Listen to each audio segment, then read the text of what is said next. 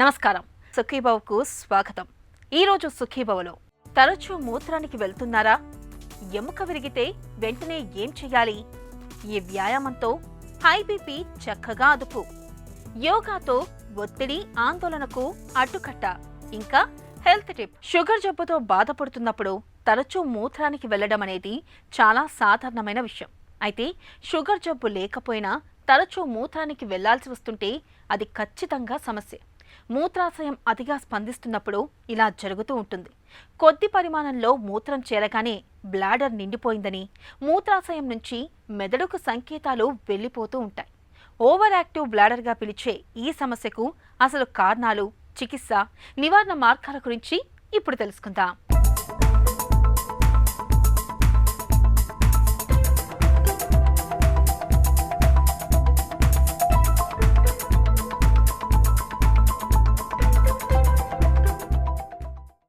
రోజుకి 6 నుంచి 8 సార్లు మూత్ర విసర్జనకు వెళ్ళటం లేదా సుమారుగా 2 లీటర్ల మూత్రాన్ని విసర్జించటం మనందరిలోనూ సహజం. అయితే కొంతమందికి మాత్రం మూత్ర విసర్జన అన్నది ఒక పెద్ద సమస్యగా మారిపోతుంది. ప్రతి 10 నిమిషాలకోసారి బాత్రూంకి వెళ్లాల్సి వస్తూ ఉంటుంది. ఎంత ఆపుకుందామనుకున్నా ఆపుకోలేకపోతూ ఉంటారు. అతిమూత్రం సమస్యను షుగర్ జబ్బుకు సంకేతంగా భావించి పరీక్షలు చేయించుకుంటే మధుమేహం ఏమీ లేదని తేలుతూ ఉంటుంది. షుగర్ జబ్బు లేకుండా ఇలా తరచూ మూత్రానికి వెళ్లాల్సి రావటానికి వెనుక మన మూత్రాశయం అతిగా స్పందించటమే ప్రధాన కారణమని చెబుతారు డాక్టర్లు. డాక్టర్ గారు, నాకు 50 సంవత్సరాలు. ఈ మధ్య కాలంలో నాకు యూరిన్ వచ్చింది అంటే మూత్రం పోయాలి అనిపించింది అంటే 1 నిమిషం కూడా ఆపుకోలేనండి. బట్టల్లో పడిపోతుంది.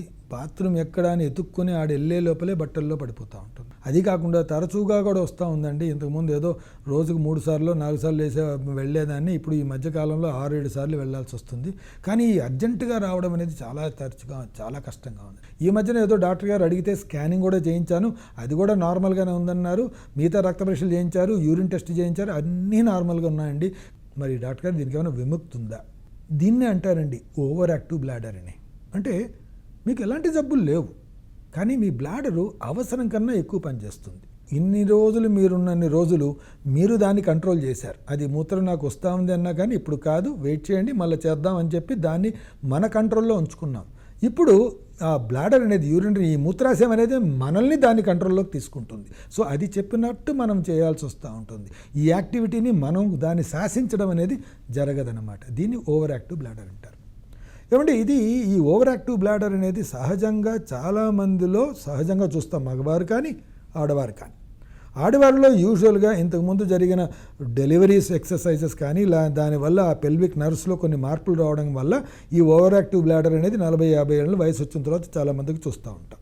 రెండవది, మగవారిలో కూడా 60-70 ఏళ్ళ వయసు అయిన తర్వాత రాత్రులు 3-4 సార్లు లేయడం, అర్జెంటుగా వెళ్ళడం అనేది చాలా తరచుగా చూస్తూ ఉంటాం. కానీ ఏమండి, మీకు మళ్ళా చెప్తున్నాను, ఇది ఎప్పుడు అంటాం దాన్ని ఓవర్ యాక్టివ్ బ్లాడర్ అని? బాబు, మీరు యూరిన్కి మాటికి వెళ్ళటం లేదు, మీకు ఏ జబ్బు లేనప్పుడు కదండి. ఏదైనా జబ్బు ఉందనుకోండి, మీ బ్లాడర్లో స్టోన్ ఉండడమో, మీ మూత్రనాశనంలో ప్రాస్టేట్ ఉండడమో, లేకపోతే మీ బ్లాడర్లో ట్యూమర్ మూత్రాశయంలో ట్యూమర్ ఉండడమో, లేకపోతే మూత్రాశయానికి టీబీ ఉండడమో, అలాంటివి ఉన్నప్పుడు కూడా మీరు ఈ విధంగా తొందరగా వెళ్ళడం, అర్జెంటుగా వెళ్ళడం జరుగుతూ ఉంటుంది. దాన్ని ఓవర్ యాక్టివ్ బ్లాడర్ అనకూడదండి. ఈ ఓవర్ యాక్టివ్ బ్లాడర్ OAB అంటాం. అదేంటంటే మీలో ఎలాంటి జబ్బు లేదు, ఆ జబ్బు లేకుండా కూడా మీరు ఇలా చేస్తున్నారు అన్నప్పుడే దాన్ని ఓవర్ యాక్టివ్ బ్లాడర్ అంటాం. లేక స్త్రీలు కానీ. సాధారణంగా మన కిడ్నీలు రోజు మొత్తానికి సుమారుగా 2 నుంచి 3 లీటర్ల వరకు మూత్రాన్ని తయారు చేస్తూ ఉంటాయి. ఇలా తయారైన మూత్రం మూత్ర నాళాల ద్వారా ఎప్పటికప్పుడు మూత్రాశయాన్ని చేరుతూ ఉంటుంది. మూత్రాశయం పూర్తిగా నిండగానే మూత్రాన్ని బయటకు పంపించేయాల్సిందిగా మన మెదడుకు ఇదిగో ఇలా సంకేతాలు వెళతాయి. మెదడు నుంచి తిరిగి ఆదేశాలు అందగానే మనం మూత్ర విసర్జన చేస్తూ ఉంటాం. అయితే తరచూ మూత్రానికి వెళ్లే వారిలో ఈ సంకేతాల వ్యవస్థ గాడి తప్పుతూ ఉంటుంది. మూత్రాశయం నిండకుండానే మెదడుకు రాంగ్ సిగ్నల్స్ వెళ్ళిపోతుంటాయి. సో ఫస్ట్ మనం తెలుసుకోవాల్సింది ఏంటంటే, ఎవరైనా కానివ్వండి, అది మగవారు కానీ ఆడవారు కానీ, మీకు ఇలాంటి సిమ్టమ్స్ ఉన్నప్పుడు ఫస్ట్ ఆఫ్ ఆల్ మీకు జబ్బు ఉందా లేదా అనేది తెలుసుకోవాలి. అంటే మీ బ్లాడర్లో ఇలాంటి జబ్బులు ఏమైనా ఉన్నాయా? మీరు మూత్రం సరిగా పోయగలుగుతున్నారా? మీ మూత్రాశయం పూర్తిగా ఎంటీ అయిపోతూ ఉందా లేదా? లేకపోతే మీరు మూత్రం పోసిన తర్వాత కూడా చాలా మటుకు లోపల ఏమైనా ఆగిపోతూ ఉందా? లేకపోతే మీ మూత్రంలో ఇన్ఫెక్షన్ ఏమైనా ఉందా? మీకేమైనా స్టోన్లు లాంటివి ఏమైనా ఉన్నాయా? మీ మీ మీ మూత్రాశయంలో జబ్బు, టీబీ జబ్బు లాంటిది ఏమన్నా ఉందా? లేకపోతే మీకు షుగర్ ఉండి అసలు కంట్రోల్లోనే లేదా, 300 400 ఉందా? ఇలాంటి కండిషన్లు ఉన్నప్పుడు వాళ్ళకు కూడా మూత్రం ఎక్కువసార్లు రావడం, తొందరగా రావడం జరుగుతుంది. కానీ వాటిని ఓవర్ యాక్టివ్ బ్లాడర్ అనరు. వీటిని ట్రీట్మెంట్ చేసామనుకోండి, ఆటోమేటిక్గా మీ ప్రాబ్లం తగ్గిపోతుంది. కానీ ఎప్పుడైతే ఇవన్నీ లేవో, మీకు అన్ని పరీక్షలు నార్మల్గా ఉంటాయో, అప్పుడే మీకు అది ఓవర్ యాక్టివ్ బ్లాడర్ అనడం జరుగుతుంది. మూత్రం తరచుగా రావటం అన్నది కొన్నిసార్లు యూరిన్ ఇన్ఫెక్షన్ వల్ల కానీ, 50 ఏళ్లు పైబడిన వారిలో ప్రోస్టేట్ గ్రంథి పెరగటం వల్ల కానీ జరుగుతుంది. కొన్నిసార్లు ఎన్ని పరీక్షలు చేయించినా దీనికి నిర్దిష్టంగా కారణం తెలియకపోవచ్చు. మూత్ర విసర్జన తర్వాత బ్లాడర్ పూర్తిగా ఖాళీ అవుతుందా లేదా అన్నది పరీక్షించాలి. దీన్ని పోస్ట్ వైడల్ రెసిడ్యువల్ యూరిన్ అంటారు. ఇది ఎక్కువగా ఉంటే మూత్రం పూర్తిగా ఖాళీ అవటం లేదని అర్థం. ఇలాంటి వారికి సిస్టోస్కోపీ, మూత్రనాళంలో గొట్టం వేసి చూసే పరీక్ష అవసరం. దీంతో పాటు యూరిన్ ఇన్ఫెక్షన్ ఏదైనా ఉందేమో చూడటం కోసం యూరిన్ కల్చర్ పరీక్ష కూడా చేయించాలి. ఏ కారణమూ తెలియకపోతే యూరో డైనమిక్ టెస్ట్ అనే పరీక్ష కూడా చేయాల్సి ఉంటుంది. చిన్న వయసులో ఉన్నవారు ఎక్కువసార్లు మూత్రానికి వెళ్లాల్సి రావటం అంత ప్రమాదకరమేమీ కాదు. మోస్ట్ ఆఫ్ ద టైం ఈ నిజమైన ఓవర్ యాక్టివ్ బ్లాడర్ ఏదైతే చాలామందిని సతాయిస్తూ ఉంటుందో, వాళ్ళలో కొన్ని టాబ్లెట్స్ తీసుకుంటే చాలా మటుకు కంట్రోల్ ఉంటుందండి. ఈ మధ్యకాలంలో సోలిఫెనసిన్ అని, మిరాబెగ్రాన్ అని చాలా మందులు వస్తున్నాయి.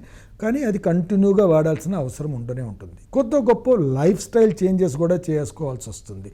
ఎక్కువగా కాఫీ తాగడం కానీ, ఎక్కువగా వాటర్ తీసుకోవడం కానీ ఇవి జరగకుండా ఉంటే కొద్ది గొప్ప మీకు కంట్రోల్ అవ్వడం అనేది జరుగుతుంది. So life style changes, medication 90% 95% వాళ్ళకి జరిగిపోతుంది. ఈ మందులతో రెస్పాన్స్, లైఫ్ స్టైల్ మార్చిన తర్వాత కూడా రెస్పాన్స్ రాని పక్షంలో వీళ్ళకి we have to do something called urodynamic study. అంటే వీళ్ళలో మనము యూరోడైనమిక్ స్టడీ అనే ఒక టెస్ట్ చేస్తాం. అంటే ఏంటి, మీ బ్లాడర్ ఎలా పనిచేస్తుంది, మీలో నిజంగా ఓవర్ యాక్టివిటీ ఉందా, ఎలాంటి టైంలో ఓవర్ యాక్టివిటీ ఉంది అని తెలుసుకునేదానికి ఒక యూరోడైనమిక్ స్టడీ అనేది చేస్తాం.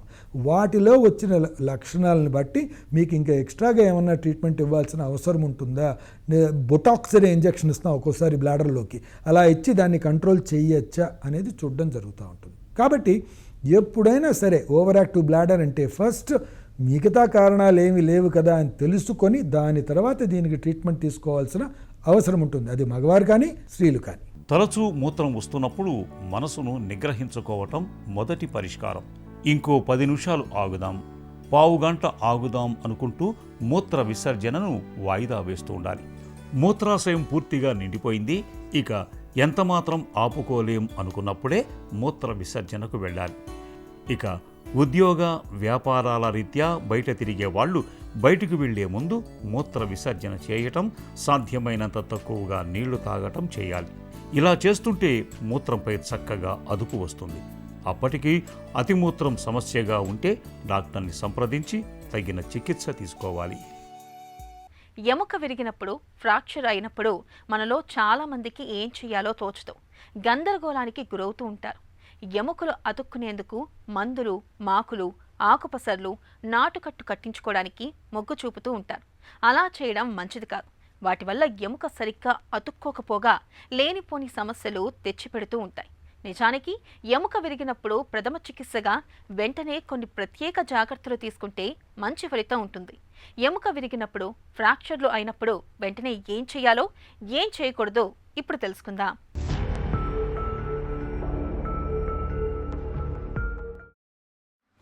ప్రమాదాలు జరిగినప్పుడు లేదా ఎత్తైన ప్రదేశం నుండి క్రింద పడినప్పుడు ఎముకలు విరిగిపోతుంటాయి. ఎక్కువగా చేతులు, కాళ్ల ఎముకలు ఇలా విరుగుతుంటాయి. ఇలా ఏ కారణం చేతనైనా ఎముకలు విరగడాన్ని ఎముక విరుపు లేదా బోన్ ఫ్రాక్చర్ అని అంటారు. అయితే కొన్నిసార్లు ఏ కారణం లేకుండానే ఎముకలు బలహీనంగా ఉన్నందువలన కూడా విరగవచ్చు. ఇలా ఎముకలు ఫ్రాక్చర్లు అయిన సందర్భాలలో మనలో చాలామంది బాధితుల్ని ఎలా పడితే అలా ఆసుపత్రికి తరలిస్తుంటారు. అలా చేయడం వల్ల ఎముకల్లో ఫ్రాక్చర్లు మరింతగా పెరిగే ప్రమాదం ఉంది. ఎముకలు విరిగినప్పుడు ముందుగా దెబ్బ తగిలిన చోట రక్తస్రావం అవుతున్నట్లయితే గాయాన్ని శుభ్రపరచి రక్తస్రావాన్ని అరికట్టాలి. దెబ్బ తగిలిన భాగానికి విరిగిన ఎముక కదలకుండా కర్రబద్దలతో ఆధారం కల్పించాలి. జాగ్రత్తగా గట్టిగా కట్టుకట్టాలి. బ్యాండేజీ విరిగిన ఎముక మీద కాకుండా దానికి అటూ ఇటూ కట్టాలి. అయితే రక్త ప్రసరణ ఆగిపోయేంత గట్టిగా కట్టకూడదు. ఎముక విరిగిన భాగాన్ని కాస్త ఎత్తులో ఉండేలా కింద దిండును ఉంచాలి. నొప్పి మరీ తీవ్రంగా ఉందని చెబుతున్నప్పుడు ఐస్ ప్యాక్తో కాపడం పెట్టడం మేలు. బాధితుల్ని చదునుగా ఉండే చెక్కబల్ల వంటి వాటిపై పడుకోబెట్టి సాధ్యమైనంత త్వరగా ఆసుపత్రికి తీసుకెళ్లాలి. హై బీపీని అదుపులో ఉంచుకునేందుకు ఓవైపు మందుల్ని వాడుతూనే మరోవైపు ఉప్పును తగ్గించి తీసుకోవడం లేదంటే పూర్తిగా మానేయడం చేస్తూ ఉంటాం. అయితే మందులు, ఆహార నియమాలతో పాటు నిత్యం కొన్ని రకాల ప్రత్యేకమైన వ్యాయామాల్ని సాధన చేస్తుంటే మంచి ఫలితం ఉంటుందని చెబుతారు డాక్టర్లు. ముఖ్యంగా శరీరాన్ని స్థిరంగా ఉంచి చేసే ఐసోమెట్రిక్ వ్యాయామాలు రక్తపోటును అదుపు చేయడంలో బాగా తోడ్పడుతున్నట్లు పరిశోధనలో సైతం వెల్లడైంది. ఈ నేపథ్యంలో హై బీపీని అదుపులో ఉంచే ఐసోమెట్రిక్ వ్యాయామాల గురించి ఇప్పుడు తెలుసుకుందాం.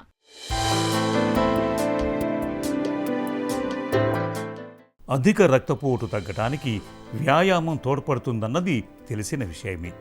కానీ ఎలాంటి వ్యాయామం మేలు చేస్తుంది? ఇందుకు ఇంగ్లాండ్ పరిశోధకులు ఐసోమెట్రిక్ ఎక్సర్సైజ్ అనే వ్యాయామాన్ని సూచిస్తున్నారు. కదలకుండా ఒకే స్థితిలో ఉంటూ కండరాలను వంచి చేసే వ్యాయామాన్ని ఐసోమెట్రిక్ ఎక్సర్సైజ్ అంటారు. ఉదాహరణకు గోడ కుర్చీ. దీన్ని వేసినప్పుడు శరీరమేమీ కదలదు. ఆ స్థితిలో అలాగే ఉండటానికి కడుపు, కాళ్ళు, శరీర పైభాగం కండరాలు సంకోచిస్తూ ఉంటాయి. చాలా రకాల యోగాసనాలు కూడా ఐసోమెట్రిక్ వ్యాయామం కోవలోకే వస్తాయని చెప్పుకోవచ్చు. ఇలాంటి వ్యాయామంతో సిస్టాలిక్ రక్తపోటు 8.24 mmHg మేరకు, డయాస్టాలిక్ రక్తపోటు 2.5 mmHg మేరకు తగ్గుతున్నట్లు తేలింది. మనలో చాలామంది ఐసోమెట్రిక్ వ్యాయామాలు చేస్తూనే ఉంటాం, కానీ అవి చేస్తున్నామనే సంగతి తెలియదు. ఉదాహరణకి మోచేతిని వంచి చేత్తో టెన్నిస్ బంతిని 30 సెకండ్ల పాటు నొక్కిపట్టి ఉంచారనుకోండి. కొంతసేపు అలాగే ఉన్నప్పుడు చేయి కండరాలు బిగుసుకుంటాయి. దీంతో వాటి చుట్టుపక్కల రక్తనాళాలు సంకోచిస్తాయి. అప్పుడు పాక్షికంగా రక్త ప్రసరణ బిగుసుకుపోయి ఆక్సిజన్ సరఫరాను అడ్డుకునే పదార్థాలు పోగవుతాయి. దీన్ని శరీరం ఇష్టపడదు. బంతిని నొక్కటం ఆపగానే రక్త ప్రసరణ మామూలు స్థితికి వస్తుంది. మణికట్టు వద్ద ఏర్పడిన అయోమయ పరిస్థితిని చక్కబెట్టే క్రమంలో ఒక్క ఉదుటున రక్త ప్రసరణ పుంజుకుంటుంది. అప్పుడు ఎర్ర రక్త కణాలు రక్తనాళాల గోడల మీద ఒత్తిడిని కలగజేసి నైట్రిక్ యాసిడ్ విడుదల చేస్తాయి. రక్తనాళాలు విప్పారటానికి నైట్రిక్ ఆక్సైడ్ తోడ్పడుతుంది. ఫలితంగా రక్తపోటు తగ్గుముఖం పడుతుంది. ఐసోమెట్రిక్ వ్యాయామం ఏదో ఒక్క భాగానికే పరిమితమైనది అయినా అధిక రక్తపోటు విషయంలో శరీరమంతా ప్రభావం చూపుతుండటం విశేషం. వీటిని పదే పదే చేసినప్పుడు ఎక్కువగా నైట్రిక్ ఆక్సైడ్ విడుదలై రక్తపోటు తగ్గుతుంది. అలాగని బరువులు ఎత్తటం, పరిగెత్తటము తక్కువేమీ కాదు. ఇవి కాసేపు రక్తనాళాలను బిగువుగా పట్టి ఉంచి రక్తపోటు తగ్గటానికి తోడ్పడతాయి. రక్తపోటు సాధారణంగా ఉన్నవారి దగ్గర నుంచి ఎక్కువగా ఉన్నవారి వరకు అందరికీ ఇది మేలు చేస్తోందని పరిశోధకులు చెబుతున్నారు. ఆందోళన లేని ఆధునిక జీవితాన్ని ఇవాళ మనం ఊహించుకోలేం. పొద్దున లేచిన దగ్గర నుంచి రాత్రి పడుకునేదాకా నిత్యం ఎంతో కొంత ఆందోళన అన్నది మనం అనుభవిస్తూనే ఉంటాం. చదువులు, ఉద్యోగాలు, వ్యాపారాలు, ఆర్థిక లావాదేవీలు, ఈ వ్యవహారాల అన్నిట్లోనూ మనం ఆందోళన చెందుతూ ఉంటాం. అయితే ఈ ఆందోళన అన్నది పరిమితంగా ఉంటే మంచిదే, కానీ శృతి మించితే మాత్రం మన ఆరోగ్యం చిక్కుల్లో పడుతుంది. అయితే ఆందోళన, ఒత్తిడిని అధిగమించేందుకు యోగాసనాలు చక్కగా ఉపకరిస్తాయని చెబుతారు నిపుణులు. ఆందోళనను అధిగమించి ఒత్తిడిని జయించేందుకు నిత్యం సాధన చేయాల్సిన యోగాసనాలు, వాటి సాధనలో మెలకువల గురించి ఇప్పుడు తెలుసుకుందాం.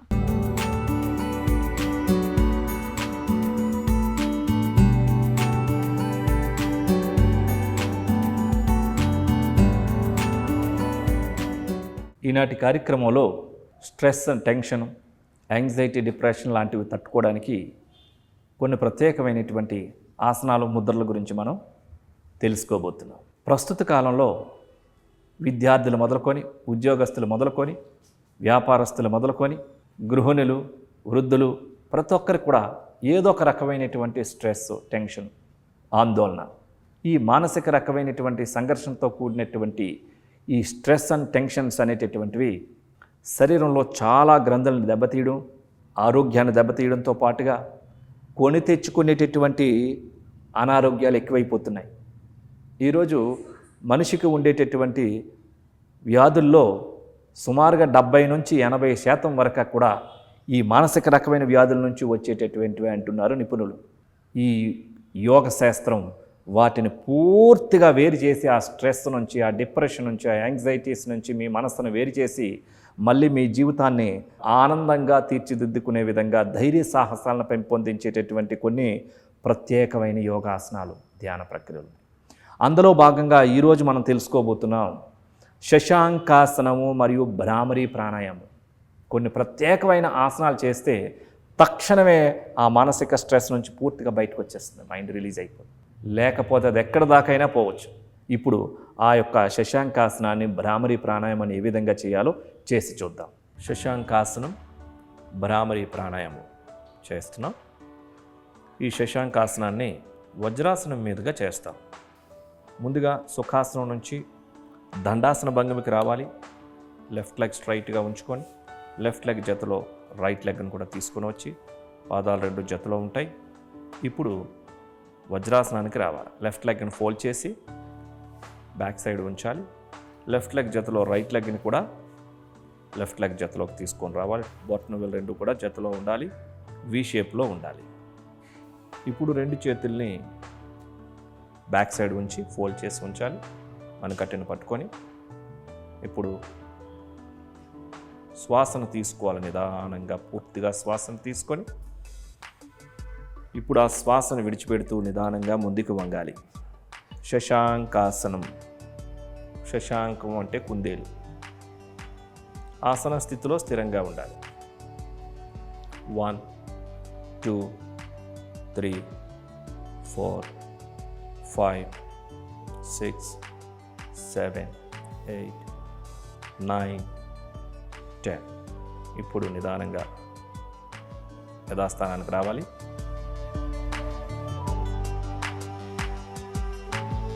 ఇప్పుడు మరొక్కసారి శ్వాసను తీసుకోవాలి. పూర్తిగా శ్వాసను తీసుకొని ఇప్పుడు శ్వాసను విడిచిపెడుతూ మరొకసారి ముందుకు వంగాలి.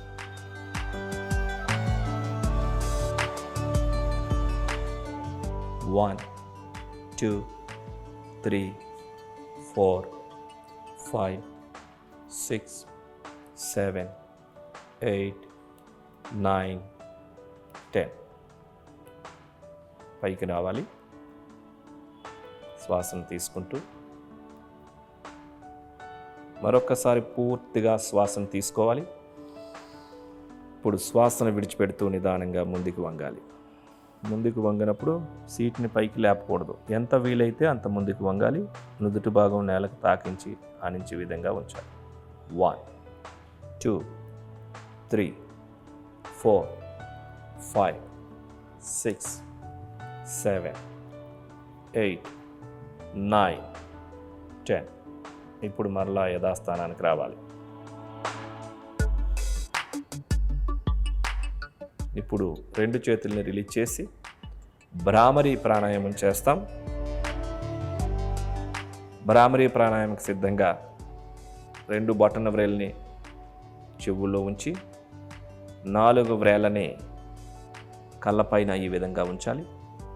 ఇప్పుడు పూర్తిగా శ్వాసను తీసుకోవాలి. 2 పెదవుల్ని మూసివేసి గొంతు నుండి శబ్దం చేస్తూ హమ్మింగ్ సౌండ్తో ముక్కు ద్వారా శ్వాసను విడిచిపెట్టాలి. ఇప్పుడు పూర్తిగా శ్వాసను విడిచిపెట్టండి.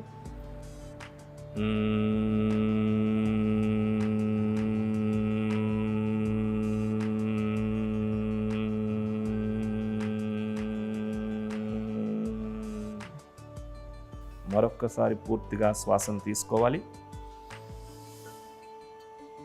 ఇప్పుడు మరలా గొంతు నుండి శబ్దం చేస్తూ శ్వాసను విడిచిపెట్టాలి.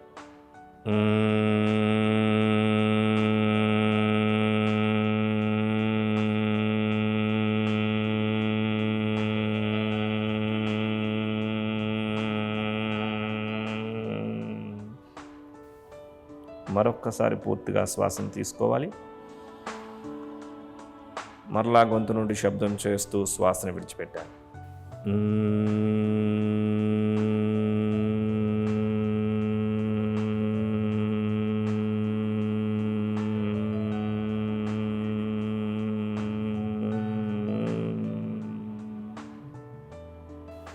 శ్వాసను విడిచిపెట్టిన తర్వాత 2 చేతులను రిలీజ్ చేసి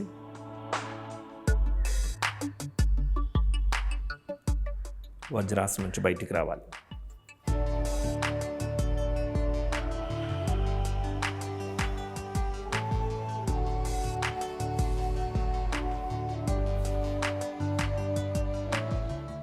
చూసారు కదండి, ఈ శశాంకాసనాన్ని ప్రతిరోజు 5 నుంచి 7 సార్లు చేయండి. ఇది మనసు మీద చాలా ప్రభావాన్ని కలుగజేస్తుంది. తక్షణమే మానసిక ఆందోళనని తగ్గించేస్తుంది. అలాగే ఈ భ్రామరీ ప్రాణాయామం బ్రెయిన్లో ఉన్న స్ట్రెస్ని, టెన్షన్ని ఇమ్మీడియట్లీ తీసేస్తుంది. భ్రామరీ ప్రాణాయామం 10 నుంచి 20 సార్లు వారం 10 రోజులు చేసి చూడండి. తక్షణమే మీకు ఫలితం కనిపిస్తుంది. ఆందోళనను అధిగమించి ఒత్తిడిని జయించేందుకు నిత్యం సాధన చేయాల్సిన యోగాసనాలు, వాటి సాధనలో మెలకువల గురించి తెలుసుకున్నాం కదా. ఇక ఈ రోజు కార్యక్రమాన్ని ముగించే ముందు ఒక చిన్న చిట్కా మీకోసం. సైనస్ బాధలతో సతమతం అవుతున్నప్పుడు దోరగా వేయించిన మిరియాల్ని చూర్ణంగా చేసి పూటకు 2.5 గ్రాముల మోతాదులో పెరుగు లేదా బెల్లంతో కలిపి తీసుకుంటే మంచి ఫలితం ఉంటుంది. సైనస్ బాధలు త్వరగా తగ్గుముఖం పడతాయి.